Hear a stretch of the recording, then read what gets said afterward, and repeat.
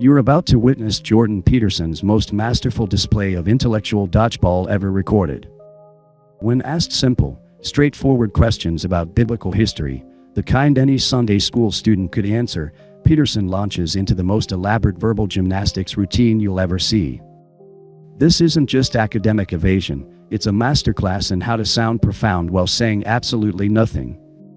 Peterson has perfected the art of turning, I don't know, into a 10-minute philosophical dissertation. Well, what does it mean historically that the Spirit of God brooded upon the primordial waters? Like, what does that mean historically? Well, no one knows I what agree. that means historically. I don't think Right. that at least most of Genesis or parts of Genesis are supposed to be. I mean, the Bible is a library, right? It's not a book, and that means that it's going to contain different genres. That's for sure. And so when I Yeah, read and some of them are more historically accurate, and some of them tilt more towards that kind of elusive. I don't mean elusive in the. I mean ALLUSIV. Elusive, yeah, sure. Right. That elusive and symbolic form that characterizes Genesis 1. So because there are different genres here, it depends on what story we're talking about. And I think that what I often observe you doing is we might talk about Christianity, and if you aren't comfortable committing to a historical ideal, you'll start talking about the Spirit moving over the face of the waters, which is obviously a much more mythological ideal, and not quite equivocating them, but moving between them too quickly and not delineating them enough. So if I asked you, do you think that the Spirit moved across the face of the waters, and you said to me something like, I think it's still happening. Right, that is what I would say. I'd say, hey, fair enough. Yeah, that makes sense. It always happens. It happened at the beginning of time, and it's always happening. When somebody says, did the Exodus story happen? Did the Jews enslaved in Egypt break free of their slavery and move to the Promised Land across the desert for 40 years? Did that happen? You have also said, of the Exodus specifically, it's still happening. Yes.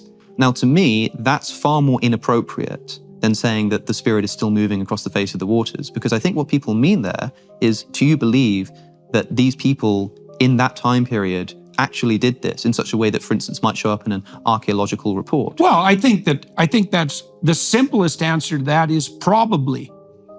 Sure, and that's fine too. But we don't know. There is, like, to the degree that there's been archaeological investigations into the kinds of biblical narratives that you've described, the archaeological evidence tends to fall on the side of historical accuracy in relationship to the Bible, quite surprisingly. This is Peterson at his most dishonest.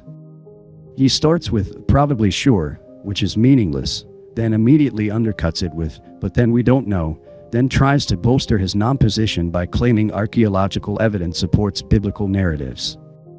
This is factually wrong. Archaeological evidence for the Exodus as described in biblical texts is essentially non-existent. There's no evidence for millions of Israelites wandering in the Sinai Peninsula for 40 years. There's no evidence for the conquest of Canaan as described in Joshua. Most serious biblical archaeologists, including many who are religious believers, acknowledge these historical problems. Peterson is either ignorant of the actual archaeological evidence or he's deliberately misrepresenting it to avoid having to take a clear position. Either way, it's intellectually dishonest. He's using the authority of archaeology to support claims that archaeology doesn't actually support. I mean, clearly you spent more time in Exodus than probably any person I've ever met in person, right? Clearly the story sort of captivates you and you think it's really important and can teach us a lot, right? Yeah, of course. It's infinitely deep story. I think most people speaking to you already know that you think that, right? And so when they ask you a question, when they suddenly say to you, but do you think it really happened? Well, what the hell does that mean? You must know that what they mean is what I was talking about a second ago, which is that sort of... What? Okay, so fine. So it's easy just to turn this around. It's like, okay, what exactly happened in your historical account when Moses encountered the burning bush? I don't need to know exactly what happened. What I need to know is I'm not asking you specifically I know. Or attacking you for that. What I need to know is that if I sort of went to the Egyptian desert at sort of the time that this story is alleged to have taken place in history, would I see a mass movement of Israelites from Egypt into the Promised Land? Would I see people with feet walking through the desert, leaving footprints? Well, let's take it apart rationally. So, but you also understand that when someone's asking that, and like, even if you don't like the question, you must understand what someone's asking. Oh yes, well, and if that's the case, understand many of the things that they're doing simultaneously. Then you must also understand that when you then say it's still happening, people just go, "What are you talking about?" Yeah, well, I would say that's not my problem. But it becomes a problem when you understand that someone's asking a quite banal historical question. Well, yeah, but you don't get to do that. But why not? Because the stories that you're dealing with aren't banal. I agree, but like so you can't reduce them to something banal, even if it's what would you call it? Even if it's reassuring. This actually happened. Then what do you do with the burning bush? Nobody is asking him to reduce complex narratives to simple historical facts. The interviewer is asking whether the historical claims embedded in these narratives correspond to historical reality. The burning bush example is perfect because it illustrates Peterson's confusion. Yes, the burning bush story contains symbolic and theological elements. But it also makes specific empirical claims that Moses was a real person, that he had this experience at a particular time and place, that it led to specific historical consequences. These empirical aspects can be evaluated historically without destroying the theological significance of the narrative. Peterson's unwillingness to engage with this distinction shows that he's not interested in serious biblical interpretation. He's interested in maintaining maximum interpretive flexibility, so he never has to commit to positions that might alienate any part of his audience. So this actually happened. One comparison I would make is between this and talking about fiction more broadly. Yeah. Right. Well, you got it right earlier. I would say you noted that the stories in the biblical library leap across genres. Yes. Right. Well, we know this because sometimes they're poetry and sometimes they're song. Yeah, exactly. And so in any given story, there's going to be historical account plus mythological overlay, and you have to be a discriminating reader to kind of see what's different, and you don't just get to say, well, all the mythological symbolism is historical reality. Yeah. It's like, no, it's not. But here's the thing, for example. So like take a piece of trivial fiction like Forrest Gump. Yeah. Right? We say like, okay, did that happen? Now, I think that what you'd probably say is something like, well, I don't think the events literally occurred, but I think that they obviously get at something that's sort of perennially true about human nature. Exactly. But then suppose I said to you, but hold on, they existed as a pattern. But there's a scene in Forrest Gump when, I think he meets the president. Is it JFK at the time? I think he goes and meets John F. Kennedy. Yeah. And so I said to you, well, is JFK that specific part of that story? Is it true that JFK was the president? Right. And you would probably just say, yeah. Yeah. You wouldn't say anything more complicated. And even though the subject as a whole of is Forrest Gump true? Is Hamlet true? That's a complicated question. Very. But specifically, when I say, but interestingly, there's this little point I want to make in this broader discussion. Do you think that JFK was actually the president? You would say yes. Why do you think it matters to people? I don't know. These are ancient accounts. Maybe that's the biggest problem. Maybe that's the biggest problem that you have with people who are asking these questions. It is. And hopefully, what point are you trying to make here? So the point is, I know what the point usually is the people who are asking the question believe that true unerringly means objectively happened in history, like the things that we're seeing right now happen. Yeah. It's like, well, no, that's not what those stories are like. Peterson built his empire on the promise of clear thinking, personal responsibility, and standing up for truth against postmodern relativism.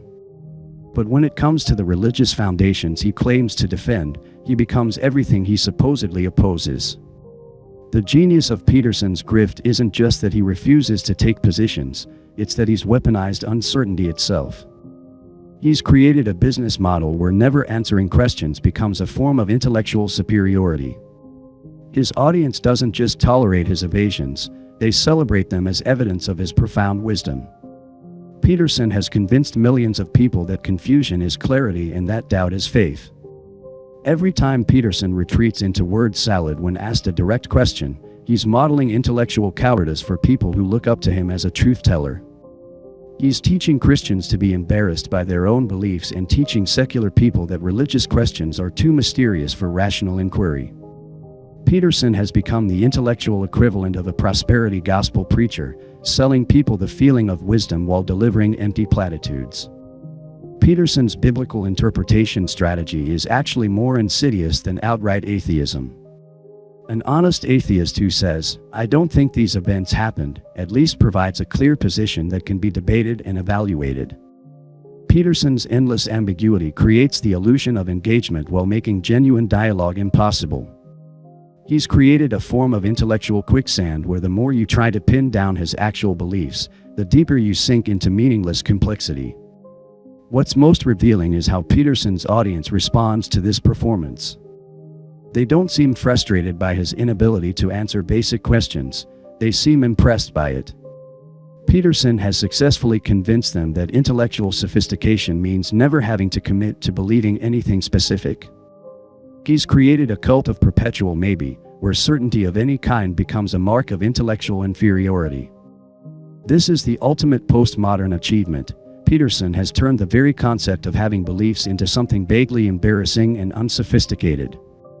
He's created a following of people who pride themselves on being too smart to believe anything while feeling intellectually superior to both religious believers and secular skeptics. The Peterson phenomenon represents something genuinely new in intellectual history, a mass movement based entirely on sophisticated confusion. He's proven that you can build a massive audience by promising clarity while delivering nothing but elaborately packaged uncertainty. His followers aren't buying answers, they're buying permission to avoid having to find any. In the end, Peterson's greatest achievement may be showing us what happens when a culture loses confidence in its own capacity for truth. When people no longer believe that questions have answers, they start celebrating the people who are most skilled at avoiding them. Peterson hasn't solved the crisis of meaning in modern life, he's monetized it.